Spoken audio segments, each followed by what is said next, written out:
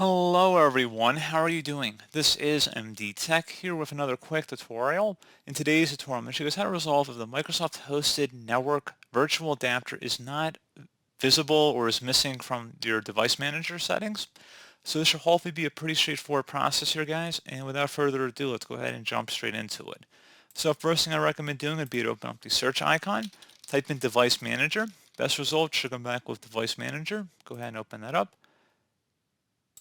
Select the View tab, and then where it says Show Hidden Devices, click on that and make sure that it is selected here. And now go ahead and see if you can find this missing adapter. If that does not resolve the problem, something else we can try here as well. Close out of here.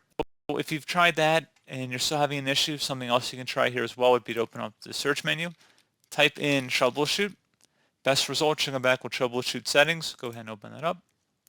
Select other troubleshooters on the right panel here, and then you want to go down underneath other, and you want to select network adapter, and then select the run button. And you want to go ahead and select next, and then follow along with the on-screen prompts. And again, hopefully this would have resolved the problem as well. Something else you can try here too would be to open up search menu, type in services, go ahead and open that up. Locate the wlan auto config service, so it should be close to the bottom here.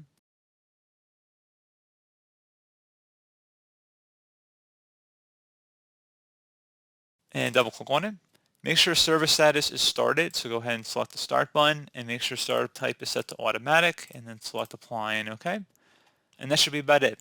So as always, thank you guys for watching this brief tutorial. I do hope I was able to help you out, and I do look forward to catching you all in the next tutorial.